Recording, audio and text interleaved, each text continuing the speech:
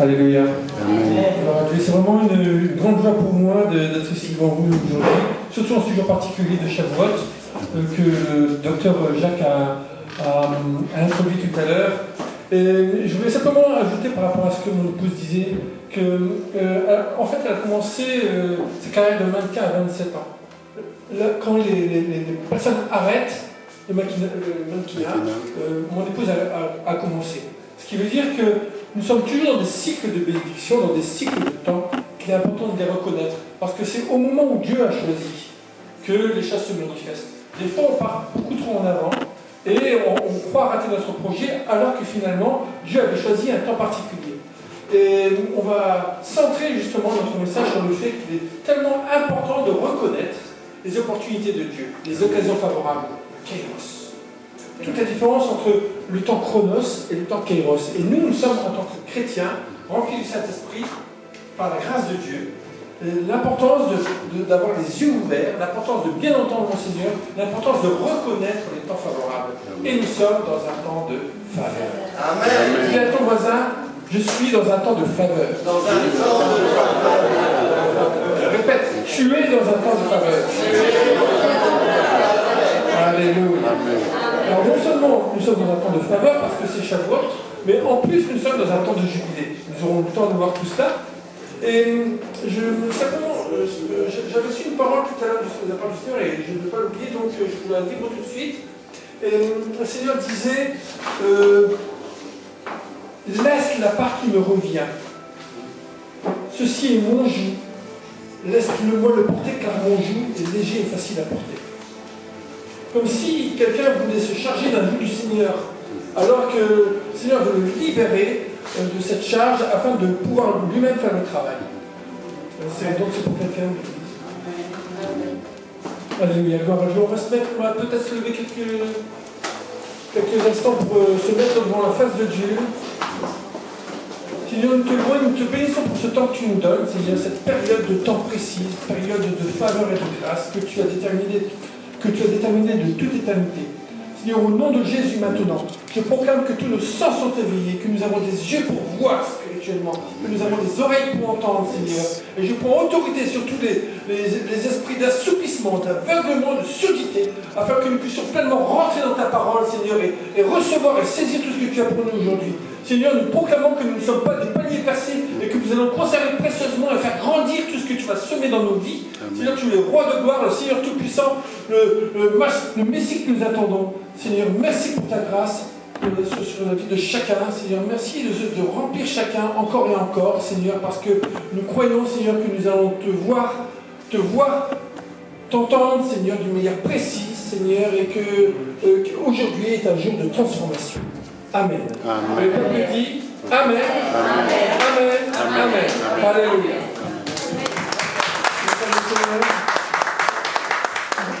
Gloire à Dieu. Donc, je disais tout à l'heure que nous sommes dans des cycles de bénédiction et que le temps nous est compté.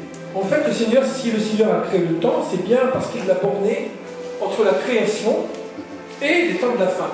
Et pour nous, nous savons qu'avant la création, c'était l'éternité. Nous venons donc de l'éternité. Et le temps de la fin, pour nous, c'est le retour à l'éternité. Le retour à la gloire de Dieu. Et le temps que nous avons, cette petite période de temps que nous avons sur la terre, nous amène à une finitude. À la maladie, la vieillesse, la mort. C'est pas joli. Mais nous savons que nous en tant que chrétiens, ce temps nous est donné non pas pour finir, mais au contraire pour nous préparer pour l'éternité. Et Dieu a prévu pour chacun d'entre nous des projets de réussite, des projets de succès, des projets de paix et de bonheur. Amen. Et nous avons cette possibilité de manifester la grâce de Dieu et de faire la différence entre ceux qui sont bénis et ceux qui ne sont pas, ceux qui sont enfants de Dieu et ceux qui ne sont pas. Donc le Seigneur nous prépare à manifester cette bénédiction, cette grâce par des cycles qu'il nous met dans nos vies, des cycles de croissance, des cycles qui nous permettent de devenir comme des physisacars qui savent reconnaître les temps afin de pouvoir prendre des décisions en conséquence. Et souvent, le problème qu'on a, c'est qu'on reconnaît les temps, on reconnaît les choses, on dit « Ah tiens, ça va être... il va pleuvoir, mais on ne prend pas un parapluie. » où on va tomber dans un temps de difficulté, de disette, mais on continue de consommer au lieu de mettre de côté. Ou alors, on voit une belle opportunité qui passe devant nous, et puis finalement, on ne prend pas le temps de peser le pour et le contre, et puis on laisse passer l'opportunité. Et souvent, on n'a pas cette maturité à prendre la bonne décision au bon moment. Et ça, c'est vraiment ce que Dieu veut pour nous en ces temps de fin. Parce qu'on vous parle beaucoup de fin du monde, on vous parle beaucoup de pressions diverses et variées, de terrorisme, d'islam, de tout et tout, de crise économique. Mais tout ça, ça se passe pourquoi? Si ce n'est parce qu'il y a la pression de Dieu qui se manifeste de plus en plus sur cette terre. Et en fait, ce sont les démons qui sont en train de plus en plus de s'animer, de s'agiter, parce qu'ils sentent cette pression spirituelle. Et nous, ce que nous avons à voir en tant que chrétiens, c'est de nous focaliser non pas sur ce qui se passe de mal sur cette terre, mais bien sur le fait que la bénédiction, c'est pour nous l'occasion de briller dans ces ténèbres. Et de plus en plus, et de manifester la grâce, de manifester la bénédiction, de manifester qui nous sommes en Christ. Et c'est pour nous l'occasion favorable.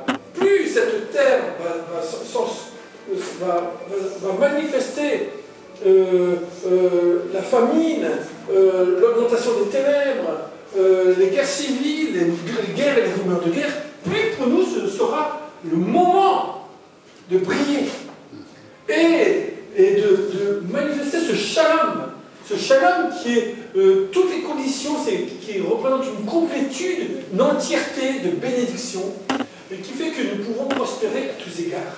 Shalom, quand on dit shalom, juste quand on dit shalom, ça veut dire, je parle sous le contrôle du docteur Jacques, ça veut dire comment va ta paix. Nous on dit comment ça va, mais les Juifs disent comment va ta paix. Comment te sens-tu dans ta paix? Et c'est une forme de bénédiction pour abonder et dire que le meilleur te soit donné. C'est que toutes les conditions soient réunies en toi afin que tu puisses prospérer à tous égards. Toutes conditions matérielles, économiques, spirituelles. C'est ça que ça veut dire shalom. On peut se souhaiter shalom? Shalom. Shalom. Shalom. Shalom.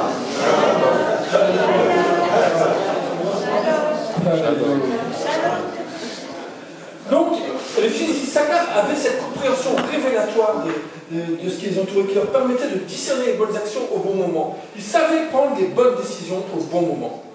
Et donc, nous avons des saisons de la vie, donc les différents âges, nous avons les saisons circonstancielles, le jour, la nuit, mais vous savez physiquement qu'il y a des saisons. Vous avez l'hiver, le printemps, l'été, l'automne. Et c'est pas en hiver qu'on va se promener en maillot de bain. C'est pas en été qu'on va se couvrir chaudement. Donc, vous savez qu'en fonction de vos saisons, vous avez des protections différentes à manifester sur votre vie, aussi bien physiquement que spirituellement. Et de la même façon, c'est pas en hiver qu'on va semer. En hiver, sinon vous allez souffrir, vous allez perdre votre semence. En hiver, on laboure. Il y a des agriculteurs? Au printemps, on sème. Au printemps, vous pouvez venir avec votre faucheuse, vous pouvez essayer de récolter quelque chose, vous essuyez, vous allez pleurer, oh ben il n'y a rien. Ils disent, ah Seigneur, bénis-moi, alors que ce n'est pas la bonne saison. En été, on récolte, mais on ne sème pas. Parce que la semence a besoin de recevoir des cycles de pluie, de bénédiction, des cycles de chaleur, afin de pouvoir germer et manifester donc sa récolte. Et nous sommes tous dans des saisons circonstancielles qui fait que nous devons nous adapter à nos éléments. Ce n'est pas nous qui décidons du jour au lendemain, maintenant moi je sème dans cette terre, si elle est aride, vous n'allez pas notre semence, et vous allez vous dire, oh Seigneur, mais pourquoi j'arrive pas à récolter? Ou alors vous allez aller chercher dans un champ, vous allez dire, voilà, ça c'est mon champ de mission. Ouais, je décide, je fais mon projet maintenant, là je récolte. Mais Dieu ne vous a pas parlé, ou Dieu ne vous a pas montré que c'était votre champ. Vous savez, les temps appartiennent à Dieu. Amen. Les temps fixés appartiennent à Dieu. Les lieux de récolte, c'est Dieu aussi qui décide. on partageait ce matin avec le pasteur Claudio que lui était très très bien au Calabre, en Italie, au soleil, très très bien. Mais Dieu lui dit, tu vas à Bruxelles. Il ne connaissait personne, il ne comprenait pas pourquoi, mais il a dû aller à Bruxelles parce que c'était pour lui le lieu de la récolte. C'est Dieu qui choisit. Et on voit comment Abraham, Isaac, Jacob, comment à chaque fois c'est Dieu qui décide de l'endroit où ils vont donner leurs offrandes et leurs dîmes. Et de la même façon, quand Dieu dit de monter à Jérusalem, notamment à Sukkot, tous les Juifs montent tous à Jérusalem parce que c'est un commandement de Dieu d'aller à Jérusalem. Et nous-mêmes, nous y allons chaque année. On va particulièrement à Sukkot, à Jérusalem. Pourquoi? Parce que c'est le lieu de la bénédiction, c'est le lieu qui est le lieu que Dieu a demandé qu'on soit, parce que c'est là où il manifeste quelque chose de précis pour chacun d'entre nous. Et ici, vous êtes ici dans ce lieu, vous êtes appelés ici dans ce lieu, c'est parce que c'est Dieu qui a choisi finalement cet endroit. Vous vous retrouvez ici, des fois on peut se demander mais pourquoi, qu'est-ce que je fais ici, pourquoi je suis dans cette église, ou alors on ne voit peut-être pas nécessairement les choses au bon moment, ou tel qu'on voudrait qu'elles se passent, mais si vous êtes ici dans ce lieu, c'est bien parce qu'il y a quelque chose que Dieu a préparé pour vous, quelque chose qui est en attente, qui est en train de grossir, de grandir, pour votre transformation personnelle et pour la bénédiction de ce territoire. Amen. Oui. Amen. On ne comprend pas tout, les choses viennent au fur et à mesure, mais c'est la nécessité de comprendre les cycles de bénédiction, la nécessité de comprendre les lieux dans lesquels nous sommes, et la nécessité de savoir aussi que nous avons tous une option particulière, un statut, une position, qui va se manifester à un moment précis, et dans un lieu déterminé. Donc, cette fonction, c'est nous qui avons la responsabilité de la développer, de la manifester, de la prendre une fonction, manifester l'onction, développer son statut, pour pouvoir être au bon moment, au bon endroit. Et quand nous avons le temps de la récolte, eh bien, nous devenons des moissonneurs. Nous ne sommes plus des semeurs, nous sommes des moissonneurs, des personnes matures, des personnes responsables qui ont la capacité de se répandre. Parce qu'un moissonneur, c'est cette capacité qu'il a, c'est de pouvoir récolter, de répandre et de pouvoir donner librement. Amen. Et d'arroser et d'arroser. C'est plus le temps de la semence. Le moissonneur ne sème plus. Le moissonneur se répand. Il se multiplie. Il dégage la bénédiction de Dieu. C'est ça un moissonneur. Et donc, où en sommes-nous? Est-ce que nous sommes au temps de la semence, au temps d'abord au temps du labour, l'hiver, c'est difficile. Ensuite au temps de la semence, après au temps de l'entretien, ou au temps du moissonneur. Et quand on parle des cycles également, du temps de la vie, quand le Seigneur parle, ça on a tous des temps d'enfance, des temps d'adolescence et des temps de maturité. Vous voyez bien que dans la vie, un enfant est là, toujours en train de demander. C'est le temps où qui demande reçoit. C'est le temps de la consommation. Un enfant, il a toujours besoin de manger, il a toujours des bonbons, des jouets, toujours en train de demander quelque chose. Chez les chrétiens, c'est pareil. Vous avez un temps d'enfance où les chrétiens sont toujours en train de demander à Dieu quelque chose. Seigneur, donne-moi ceci, Seigneur, donne-moi cela, c'est le temps de l'enfance. Ok? Amen. Après, vous avez le temps d'adolescence. Le temps d'adolescence où on veut chercher. Qui cherche trouve. On cherche pour comprendre les choses. Donc on a besoin d'études bibliques, on a besoin de plein de connaissances pour bien mieux connaître Dieu, on a besoin de... Donc on va avoir tous les enseignements, on se remplit d'enseignements, on va sur YouTube, on va avoir plein de séminaires, parce qu'on va être rempli de connaissances et de savoir qui est Dieu, comment grandir la bénédiction et ainsi de suite. Et en fonction des âges de nos vies, quand on est adolescent, c'est pas nécessairement qu'on a 15 ans, ça on peut avoir 30 ans, on peut avoir 50 ans. De la même façon pour les projets, qu'on a un projet d'entreprise, ou il y a un projet artistique, il y a le projet à son propre temps, sa propre vie. Il y a le temps de l'enfance pour le projet, il y a le temps de l'adolescence et le temps de la maturité. Un projet s'inscrit dans le temps de la même façon. Pour un projet de maison également. Après, on commence par les plans, après on cherche comment les choses vont se faire, et après la construction, et on peut bénéficier de cette maison ou d'un château. Et donc, il y a le temps de l'enfance, hein, demandez, vous recevrez, le temps de l'adolescence, qui cherche trouve, et le temps de la maturité spirituelle. Dans la maturité spirituelle qui est là, qui correspond à la phrase de Jésus qui frappe, à qui on frappe, on ouvre. Et c'est ça le temps de l'homme, la femme mature, responsable. C'est-à-dire que ce ne sont plus les circonstances qui ordonnent sa vie. L'homme mature met en ordre lui-même les circonstances. Il frappe à la porte, afin que les circonstances s'ordonnent en sa faveur. Ça, c'est un homme responsable. Ça, c'est quelqu'un qui, spirituellement, a acquis cette maturité spirituelle à laquelle Dieu veut qu'on accède. Ça devient un vrai fils d'Issachar qui prend des décisions, qui reconnaît les temps. Comme un adolescent, les adolescents savent reconnaître les choses parce qu'ils l'ont appris, mais l'homme mature prend des décisions en conséquence de ces circonstances, en conséquence des opportunités qui lui sont données, des guérissances de Dieu, des opportunités divines, des occasions favorables qui le sont à un moment précis. Et cette maturité, c'est devenu l'urgence des temps. Devenir mature spirituellement, devenir mature, prendre les bonnes décisions, manifester la bénédiction et être dans le temps de la... Yes? Amen. Je continue? Amen. Oui, encore. Ok. Alors, ça fait partie, ça fait partie du séminaire que j'ai beaucoup travaillé, qu'on a beaucoup fait. On passe 3 jours là-dessus, j'ai résumé en 5 minutes. Mais simplement pour vous donner une idée par rapport à cette journée qu'on va passer de Shavuot. Parce que le temps, c'est un capital. Le temps, c'est un capital que Dieu nous a donné, parce que la seule chose qu'on peut lui donner, finalement, c'est notre temps d'adoration, parce que tout lui appartient. L'or, l'argent, c'est lui qui ordonne, qui met en place des circonstances favorables, des occasions. Donc, mais la seule chose que nous, on peut lui donner, c'est le temps que nous avons. C'est comme un capital. Et vous imaginez bien que vous savez que le nombre de nos jours est compté. Et la nécessité d'utiliser notre temps d'une manière efficace. Ne plus perdre de temps, ça c'est... Parce que c'est la seule chose que finalement Dieu nous demandera.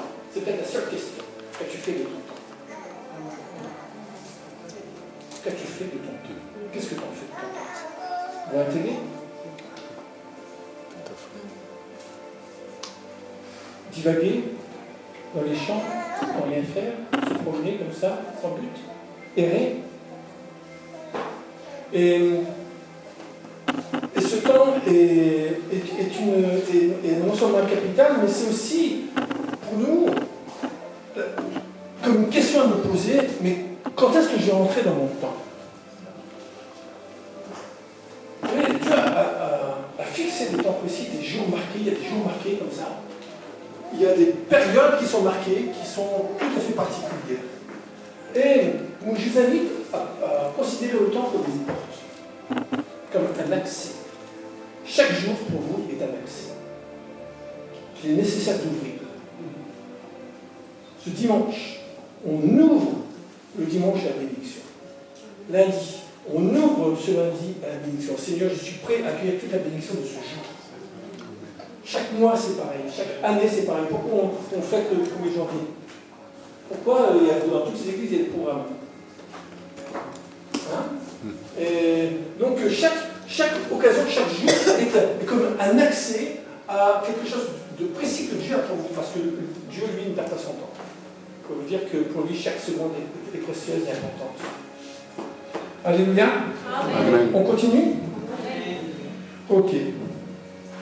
Donc, on veut reconnaître les saisons de la vie, on veut reconnaître le temps, on veut reconnaître tout ce que le Seigneur veut faire pour nous. Et donc, l'important, c'est d'être prêt à recevoir. Vous savez, quand on parle du don de la Torah, un Shavuot, c'est le don de la Torah, et également le don du Saint-Esprit pour les chrétiens, on ne parle pas de la réception de la Torah, ni de la réception du Saint-Esprit. On parle du don. Parce que le don de Dieu est plein et entier. Et c'est à nous à avoir la capacité de recevoir pleinement cette Torah ou le Saint-Esprit. Donc ça suppose quoi? Ça suppose une préparation. Ça suppose de se préparer. Et donc ça veut dire qu'on est dans le temps d'adolescence si on n'est pas suffisamment préparé. Nous sommes toujours dans des évolutions précises en fonction de notre canevas, de notre avancée dans le temps, du moment où nous sommes. On a besoin de toujours de nous sanctifier afin d'être ressemblés à l'image de Jésus. Par le Saint-Esprit, de glorifier l'image de Jésus. Et donc, je crois qu'on a parlé de Lemaire.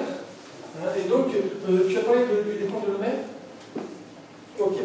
Alors, aujourd'hui peut être pour vous un temps particulier. Comme on dit, un nouveau commencement. Qui est prêt à dire un nouveau commencement? Pour moi, chaque jour, c'est un nouveau commencement. Chaque jour peut être un nouveau commencement. Chaque jour, c'est un choix, c'est une décision qui correspond à un cri du cœur, à une impatience, à un besoin que nous avons de changer notre vie, d'aller dans des choses nouvelles. Nouveaux commencements qui nous amènent de nouvelles visions, qui nous amènent de nouvelles aptitudes, qui nous amènent une nouvelle transformation dans nos vies, qui nous amènent une nouvelle prospérité, des nouveaux commencements. On peut les réclamer dans chaque sphère d'activité, dans chacun des domaines de nos vies. Alléluia. Là, il y avait un super nouveau commencement dans un château, gloire à Dieu. Parce que ce sont des princes et princesses du royaume.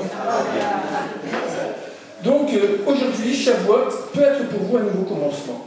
Ça peut être un temps que vous saisissez pour pouvoir rentrer dans une nouvelle bénédiction, une nouvelle prospérité et une nouvelle paix, un nouveau shalom. Shalom, prospérité, c'est pareil. Shalom. Shalom dans les pensées, shalom dans le cœur, shalom dans tout ce qui est autour de nous. Cette capacité à faire taire le bruit du combat. Et j'ai beaucoup aimé, malheureusement j'ai assisté à la fin de cette intervention, mais le docteur Jacques disait que Dieu nous a donné la capacité de baisser le genou pour l'adorer. Mais vous savez également que quand on est agenouillé, eh ben, toutes les flèches de l'ennemi passent au-dessus de nous. Amen. Yes. Donc, agenouillez-vous dans les grands combats. Je peux vous dire que là c'est Dieu qui l'a fait. Voilà. Donc, si vous permettez, je vais aborder donc l'objet, après cette introduction, l'objet du décompte de l'Homer. Parce que c'est quelque chose d'extrêmement important. Le décompte de l'Homer démarre à Pessah. Et donc il y a 49 jours, il y a 48 jours, plus le 49e, qui correspond donc à un jubilé. Parce que de Pessah à Pentecôte, c'est un jubilé, c'est 50 jours. On aura l'occasion de parler tout à l'heure de ce fameux 50e, 50 jours, cette Pentecôte, qui fait que c'est une période de temps que Dieu a voulu et que Dieu a décidé de sa pleine autorité. C'est un moment extrêmement important. Nous sommes à une conjonction, à une harmonisation de la faveur divine.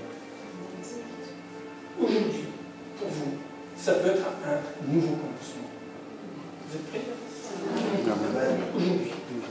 Aujourd'hui, nous vivons 4 jubilés en même temps. C'est pas hier, c'est pas demain, c'est aujourd'hui. Vous avez choisi le bon moment, vous avez choisi le bon lieu, vous êtes au bon endroit. Amen. Alors, le décompte de l'Homer, c'est une prescription biblique. Tu as vu le texte là? Lévitique 23.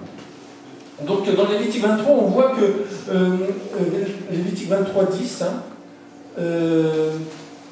il est dit, l'Éternel parlait à Moïse et dit, parle aux enfants d'Israël et tu leur diras, quand vous serez entrés dans le pays que je vous donne et que vous y ferez la moisson, vous apporterez au sacrificateur une gerbe, un homer, prémisse de votre moisson. Prémisse de votre moisson. C'est-à-dire que avant de pouvoir consommer sa récolte, avant de pouvoir rentrer dans sa bénédiction, il y a des prémices à offrir. Avant de rentrer dans votre prospérité, il y a un acte à réaliser. Et donc, c'est cette période qui s'inscrit au moment du récit de Ruth. Vous connaissez Ruth? Donc Ruth, vous connaissez toute sa bénédiction, Ruth 2,7, avec Noémie. Et donc c'est au commencement de la récolte de l'orge. À Pessa, c'est la récolte de l'orge. Et l'orge correspond, c'est une céréale qui est très peu évoluée. C'est la première des céréales qu'on sait cultiver, elle est assez brute et puis elle pousse facilement. C'est l'orge, c'est Pessa. Pessa parce que par le sacrifice de Jésus, nous entrons dans une vie nouvelle, nous avons accès au ciel, mais on ne peut pas s'arrêter là. Être sauvé, c'est loin d'être suffisant. Dieu ne veut pas que simplement nous soyons sauvés. Dieu veut nous mettre une couronne, que nous soyons des êtres accomplis, des chrétiens matures. Il y a une course, après être sauvé, il y a une course à réaliser pour remporter la couronne des vainqueurs. Le baptême, c'est qu'un début, c'est un nouveau commencement. C'est pas une fin, le baptême. L'acceptation de Jésus dans notre vie, on est rempli du Saint-Esprit, mais pour quelque chose d'extrêmement précis. Yes? Et donc, Pessa, c'est le début d'une grande aventure. Et de Pessa à Shavuot, il y a 50 jours. Et les Juifs s'accordent dans un rituel extrêmement précis. Et ils ne peuvent se permettre de louper une seule journée. Donc, il y a une bénédiction à lire, et puis, ils comptent les jours. Donc, là, nous sommes la deuxième semaine, soit 14 jours après le décompte de l'Homère. Et puis, il se serait après, donc c'est quelque chose d'extrêmement précis. Et chaque jour, ils doivent répéter donc, la bénédiction, une spéciale, avec le psaume 67, qui correspond, dans lequel il y a 49 politiques d'ailleurs. C'est tellement étonnant de les détails de Dieu dans la parole. Et donc, c'est une période très particulière qui sépare l'offrande de l'Homère réalisée au lendemain de Pessa de celle du Shavuot. Aujourd'hui, nous sommes au Shavuot, et donc c'est une offrande de blé.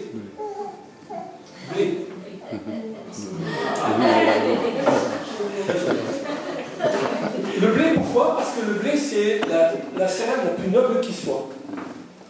C'est elle qui apporte véritablement la bénédiction.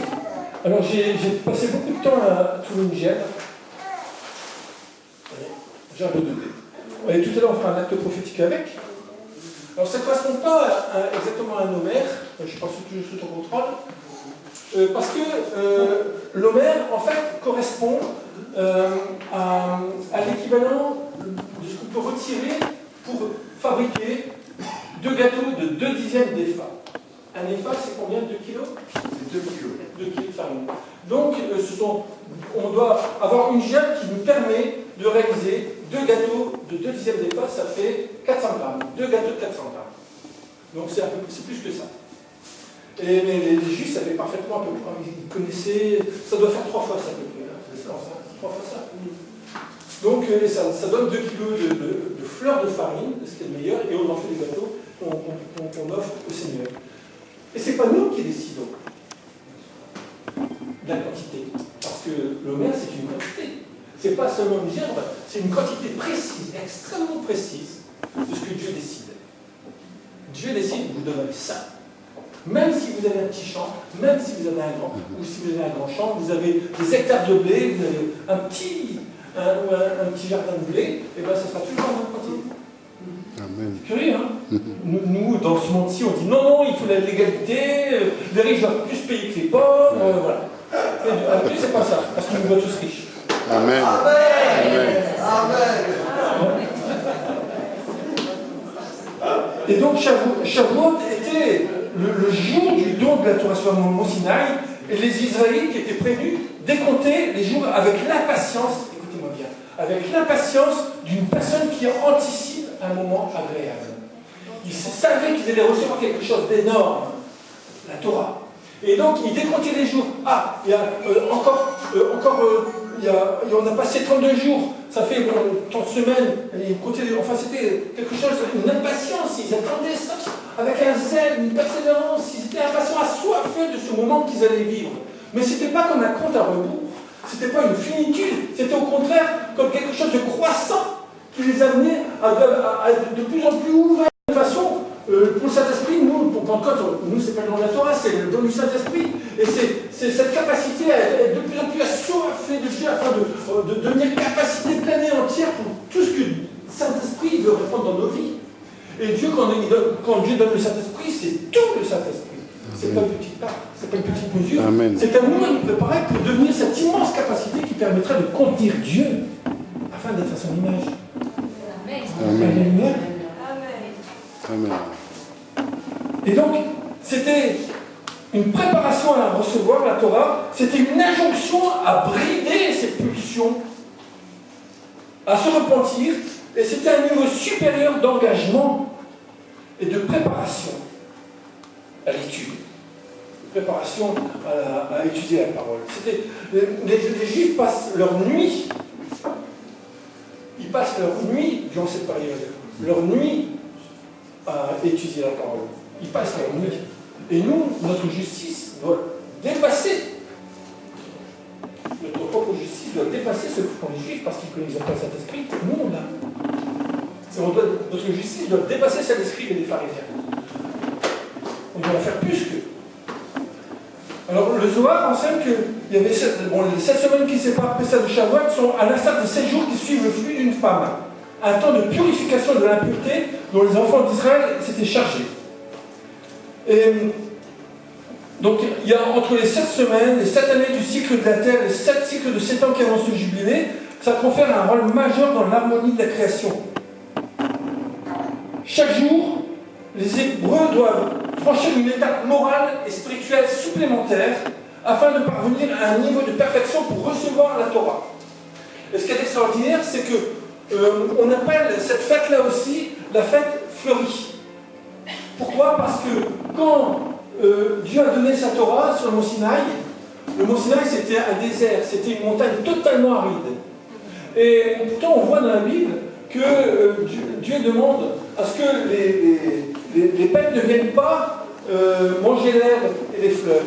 Pourquoi? Parce que quand Dieu est descendu avec sa Torah, le mont Sinaï s'est recouvert d'herbe et de fleurs. Amen. Et le Midrash dit que dans le monde entier, des effluves de parfums se sont répandus. L'atmosphère avait changé parce que la Torah est descendue sur terre. Amen. C'est beau? Ma chérie. C'est extraordinaire. Et donc, nous sommes dans cette fête-là. Le don de la Torah. Le don pas de la réception, parce que toute la Torah nous est donnée. Tout le Saint-Esprit nous est donné. C'est à nous d'avoir cette capacité à répandre les effluves du ciel. J'ai amené quelque chose, tout à l'heure on fera aussi un acte prophétique par rapport à ça. En plus, c'est l'onction de Shavuot. Ça répond à la rose. Ça répond à l'odeur de rose. Et vous pourrez vous en revêtir également. On va mettre ça tout à l'heure. Et puis, je me permets de continuer. Donc, le décompte de l'Homère, c'est un processus de sanctification. C'est une échelle d'élévation pour nous faire amener jusqu'au ciel, jusqu'à Jésus, jusqu'à tout voir Jésus, l'entendre, le toucher, le goûter, le sentir. Une échelle d'élévation. C'est ça le décompte de l'Homère, depuis Pessah jusqu'à Pentecôte. Donc là, on est à la fin de Shavuot, mais je vous donne simplement des indications pour l'année prochaine.